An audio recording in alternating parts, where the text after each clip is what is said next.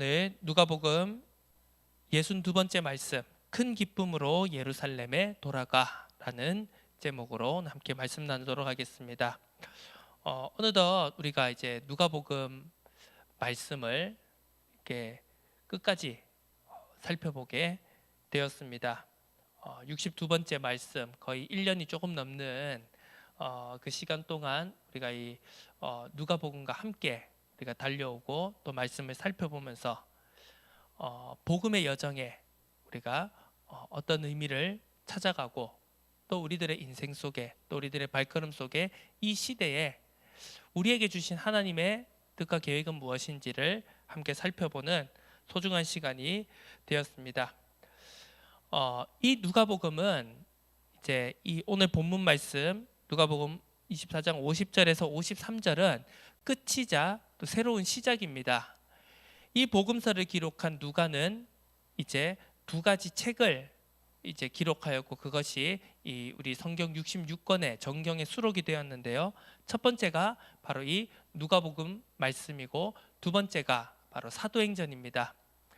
우리가 사도행전 1장 1절을 보면 이렇게 시작이 되죠. 자, 사도행전 1장 1절 데오빌로여 내가 먼저 쓴 글에는 무릇 예수께서 행하시며 가르치시기를 시작하신부터 이렇게 사도행전 1장 1절은 시작하고 있습니다. 내가 먼저 쓴 글이라는 것이 바로 우리가 지금 함께 나누었던 이 누가복음의 말씀이죠. 누가복음을 통하여서 예수님께서 어떻게 복음을 이루어 가셨나, 말씀을 성취해 가셨나를 기록해 갔고, 그리고 바로 이어서 이 사도행전을 통하여서 이 예수님의 사역이, 이 복음의 사역이 제자들을 통하여서 어떻게 실현되고 그리고 예루살렘이, 성전이 어떻게 초대교회로 이어지게 되었나, 하나님의 뜻과 계획이 어떻게 초대교회로 이어지게 되었나를 증거하는 그 사도행전으로까지 이어지게 되는 것입니다. 그런 의미에서 우리가 흔히 이제 그 경첩이라고 하죠. 우리가 문과 벽을 이제 이어줄 때 이 경첩을 사용합니다. 그래서 그 경첩이 문과 벽이 이렇게 딱 붙어서 고정되어서 문이 이렇게 열리고 닫힐 수 있도록 하는 게 바로 경첩인 것이죠. 자, 그런 의미에서 오늘 이 누가복음 24장 50절에서 53절은 누가복음과 사도행전을 이어주는 경첩이라고 할 수 있습니다. 자, 그러면 여기서 우리는 한 이야기의 끝이자 또 다른 이야기의 시작인 이 본문 말씀을, 연결점인 본문 말씀을 우리는 어떻게 살펴봐야 하는가? 자, 우리가 서론적으로 살펴볼 것은 우리는 흔히 이 마틴 루터로부터 시작된 종교 개혁을 계승하고 있다. 우리의 신앙은, 그리고 이 교회들은 종교 개혁을 계승하고 있다라고 말을 합니다. 그래서 우리가 이제 그 개신교라고 하는 것도 바로 개혁 교회, 개혁 신학, 개혁 신앙 교회다라는 것의 줄임말인 것이겠죠. 자, 개혁과 갱신은 늘 이루어져야 되는 것이다라고 많은 사람들은 한 목소리로 말을 합니다. 개혁이 과거형이 되는 순간 그것은 더 이상 개신교다, 우리가 말하는 개혁교회다라고 부를 수 없는 것이겠죠. 그런 의미에서 살펴볼 때 개혁과 갱신이라고 하는 것은, 우리가 착각하기 쉬운 것은 원래의 것을 다 무너뜨리고 새롭게 짓는 것이 개혁과 갱신이다라고 생각하기 쉽습니다. 하지만 그것은 아니죠. 우리가 이 역사적으로 그 15세기, 16세기의 카톨릭의 타락상을 비판하면서 나왔던 것이 이 종교개혁이고 개신교이지만, 사실 개신교의 많은 부분들이 예전에 카톨릭의 전례나 그리고 여러 가지 예배 모범이 아직까지도 그대로 이어져 있는 부분이 있다는 것을 우리는 조금만 살펴보면 잘 알 수 있습니다. 세상에도 그런 것 같습니다. 막 세상을 바꿔야 된다, 정의를 실현시켜야 된다, 개혁을 해야 된다, 혁명을 해야 된다라고 말하면서 예전에 있던 모든 것을 다 무너뜨리고 예전에 있던 것을, 과거의 것을 다 부정하고 새롭게 시작해야 된다라고 생각하는 사람들이 많지만, 사실은 해 아래 새 것이 없다라고 하는 구약 성경 전도서의 말씀처럼 아무리 개혁을 부르짖고 아무리 새로운 것을 부르짖지만 결국은 다 예전의 것들을 답습하고 예전의 역사를 우리가 돌이켜 보면서 그 속에서 우리가 바꾸어 나가고 고쳐야 할 분들을 찾는다는 것은 역사적으로도 우리가 쉽게 살펴볼 수 있습니다. 하나님께서 시대마다 이 복음의 역사가 끊어지지 않게 하나님께서는 하나님의 사람들을 들어 쓰셔서 그 시대마다 필요한 복음을 말하게 하셨습니다. 그리고 그 복음을 이어오게 하셨습니다. 우리가 흔히 말하는 암흑기라고 불리는 그 중세 가톨릭 천년 속에서도 하나님께서 세우신 하나님의 사람들이 말씀을 붙들고 말씀을 연구하고 그 말씀을 해석하고 말씀을 하나님의 뜻과 계획이 무엇일까라고 치열하게 하루하루 그리고 삶 속에서 고민함으로써 하나님의 복음이 그 암흑기 속에서도 계속 이어져 온 것입니다.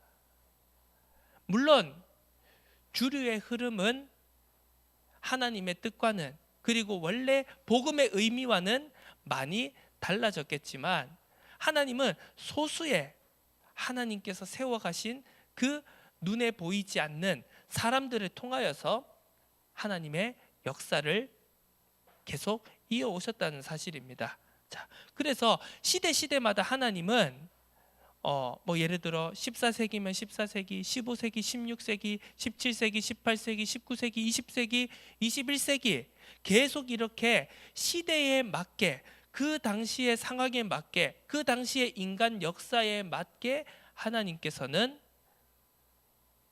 특별한 은사와 특별한 성령의 역사를 통하여서 복음의 역사를 이루어 가셨습니다. 자, 우리가 우리의 시대에 참 하나님께서 성령의 강권적인 뜨거운 역사로 많은 역사들을 이루어 가셨습니다. 한국 교회를 통하여서, 그리고 각각의 하나님께서 쓰시는 여러 교단들과 교파들과 그리고 단체들을 통하여서 하나님의 역사는 이루어져 갔습니다. 자, 그러한 특별한 역사가 바로 보편적인 그 시대마다 특별하게 주어지는 은사와 성령의 역사에 우리가 초점을 두면서도 동시에 그 시대를 뛰어넘는, 그 시대를 초월하는, 어느 시대에나 동일하게 적용되는 보편적인 하나님의 은혜, 보편적인 하나님의 말씀에 그 시대적인 특별한 역사는 항상 조명되어져야 한다는 사실입니다.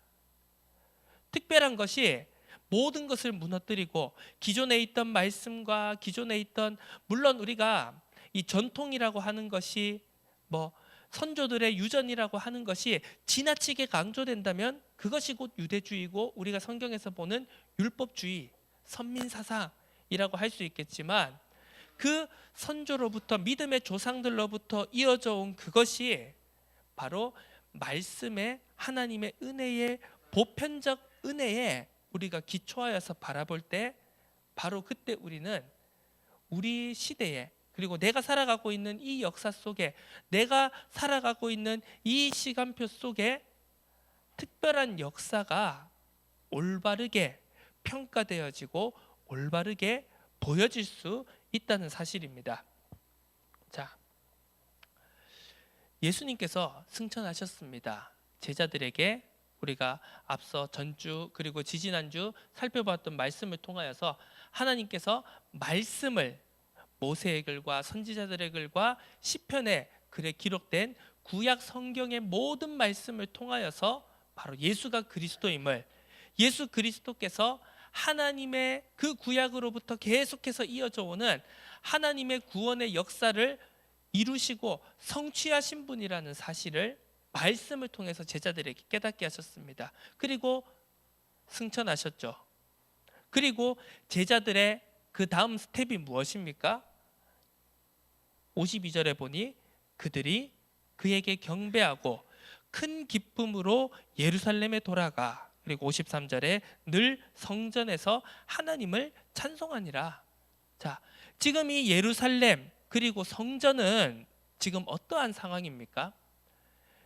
누가복음을 통해 우리가 살펴볼 수 있는 것은 예수님께서 성전 지도자들과 대립하셨던 중요한 이유가 바로 예루살렘에 그리고 성전의 그 정통성이, 그리고 그 예루살렘과 성전을 통하여서 나타나는 누가 하나님의 뜻을 이루어가는 그 일에 쓰임 받냐라는, 세상적으로 말하면 주도권의 문제였고, 그리고 결국은 이 누가 과연 하나님의 뜻을 이어받는, 누가 바로 하나님의 뜻을 이루어가는 권위를 가지고 있는가에 대한 부분이었습니다.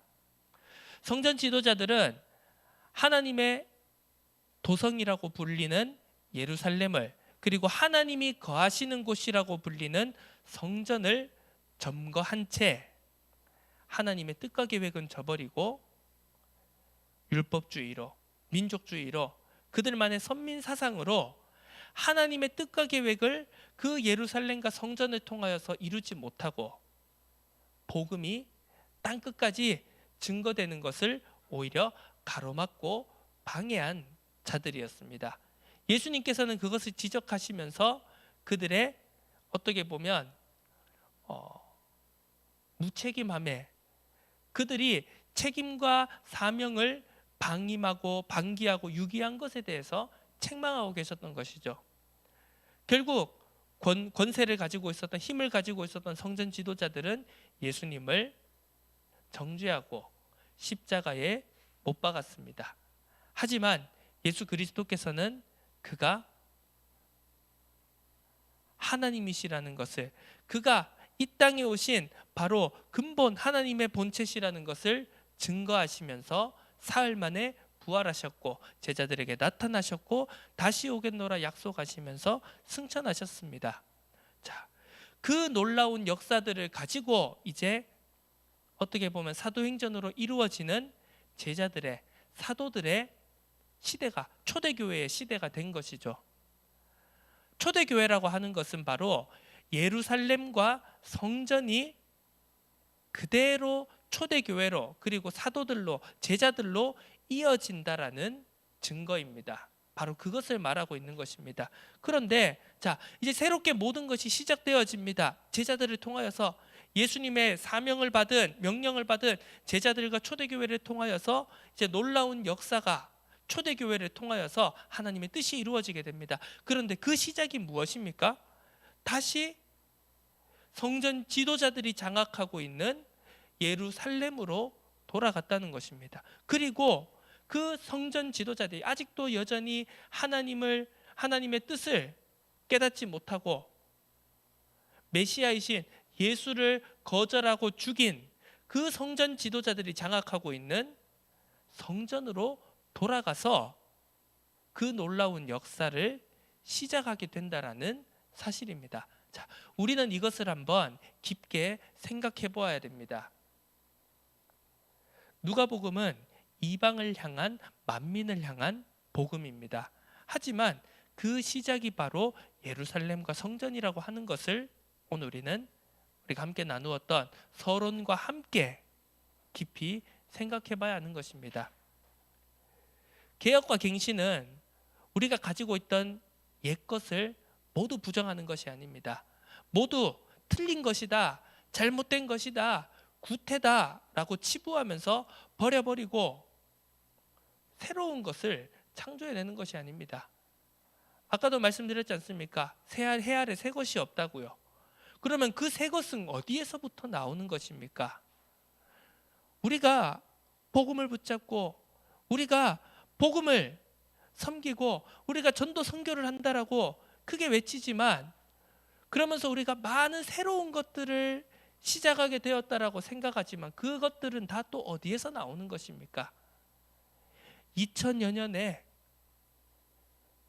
성경의 역사를 통하여, 수천 년의 성경의 역사를 통하여서, 그리고 2000여 년의 교회의 역사를 통하여서 하나님께서 그 시대마다 세워가신 믿음의 사람들을 통하여서 이어져 온 그 여정이 오늘날 우리에게도 주어졌고, 그것을 바탕으로 우리가 또 우리의 시대에 맞는 하나님의 역사에 우리는 섬기는 종으로서 걸어왔던 것입니다. 그렇다면 우리는 이 보편적인 하나님의 은혜의 방편을 절대로 놓치지 말아야 되는 것입니다. 지난주도 우리가 말씀을 함께 살펴보았죠. 우리는 역사를 통해, 전체 숲을 통해 지금 우리가 있는, 내가 있는 위치와 현 주소와 그리고 앞으로 나아가야 될 방향을 알 수 있다라는 것입니다. 교회사를 통해, 신학사를 통해 전체 틀 안에서 나 자신과 교회와 그리고 함께하는 우리들의 위치를 볼 수 있어야 한다고 말입니다. 우리가 어떻게 보면 또 중요한 기로의 전환점 속에 서 있습니다. 우리는 어디로 가야 합니까? 말씀을 통해, 하나님의 말씀을 통해 우리는 하나님의 뜻과 계획을 깨달아가야 합니다.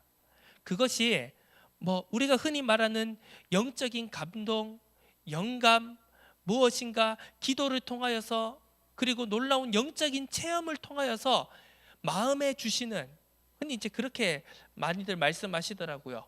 하나님의 뜻을 우리가 어떻게 깨달아 알 수 있냐고요. 제자들은 지금 예수님께서 직접 성경을 풀어서 깨닫게 해주셨다고 하지 않습니까? 그러면 우리는 도대체 어떻게, 지금 예수님께서 갑자기 우리에게 친히 현현하셔서 이것이 나의 뜻이다 라고 말해주지 않는 이상 하나님의 뜻을 100% 정확하게 알 수 있는 사람이 지금 우리들의 시대 속에 누가 있습니까? 그렇다라고 말하는 사람들이 바로 이단이고 사입이고 교주이겠죠. 하지만 우리는 분명히 하나님의 뜻과 계획을 알아가야 됩니다. 그래야지만 틀리지 않게 올바르게 갈 수 있는 것이겠죠.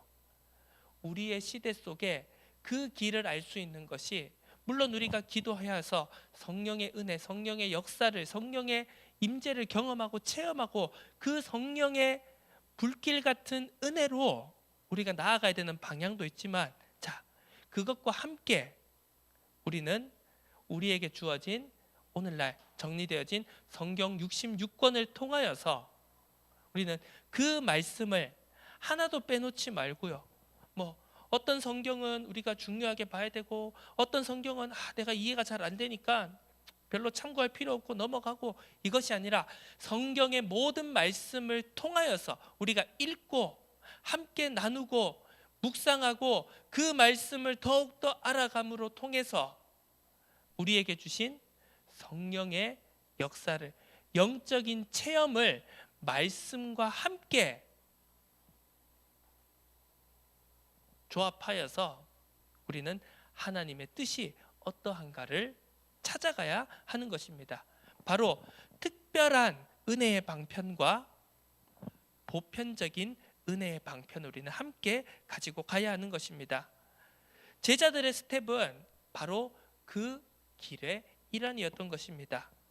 그들은 당장 막 새로운 걸 만들어내지 않았습니다. 당장 막 초대교회 세우고 마가다락방 세우고 갑자기 안디옥으로 가고 처음부터 그랬던 것이 아니지 않습니까? 사도행전 초반부도 결국은 예루살렘에서 일어났던 이 복음을 가지고 뜨겁게 예루살렘에서 성전에서 하나님의 말씀을 붙잡고 저녁 기도에 힘쓰고, 말씀을 붙잡고 나아갈 때, 함께 모일 때, 떡을 떼며 함께 기도에 힘쓸 때, 바로 예루살렘에서 성전에서 나타났던 놀라운 역사를 사도행전 초반부는 기록하고 있습니다. 그 바탕이 바로 로마를 복음화할 수 있는 안디옥으로부터 이어져서 유럽으로 나아가게 되는 발판이 되어졌던 것입니다. 말씀을 정리하도록 하겠습니다. 우리는 이 중요한 기로, 중요한 전환점의 시간표 속에서 우리는 다시 예루살렘으로 돌아가야 됩니다. 하나님께서 우리에게 주셨던 놀라운 역사와 놀라운 발걸음들을 되새겨 보면서 우리는 다시 한번 큰 기쁨으로 우리는 예루살렘에 돌아가야 됩니다. 성전으로 들어가서 큰 기쁨으로 하나님을 찬송하는, 그래서 우리에게 주셨던 놀라운 성령의 역사와 그리고 이 성경 66권을 통하여서 우리가 끊임없이 찾아가야 될 말씀의 보편적인 은혜의 방편을 붙잡으면서 우리는 다시 한번 우리에게 주어진 것이 어디로부터 왔는지를 깊이 생각해 보아야 됩니다.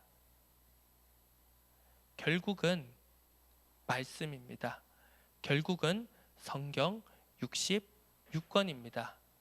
우리는 그 말씀을 붙잡을 때 그 말씀을 통하여서 우리에게 부어주시는 하나님의 놀라운 역사를 체험하고 누리게 될 것입니다.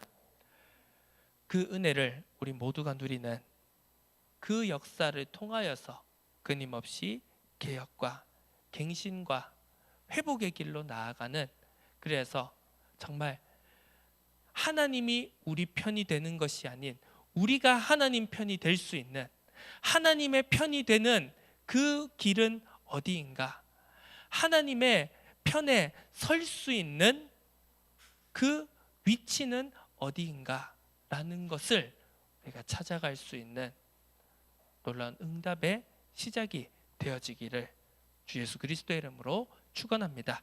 하나님 아버지 감사드립니다. 큰 기쁨으로 예루살렘에 돌아가 성전에서 하나님을 찬송하며 그 이후에 마가다락방을 통하여 기도의 힘씀을 통하여서 일어났던 초대교회의 역사가 바로 예루살렘과 성전으로부터 시작되어졌음을 함께 말씀을 살폈습니다.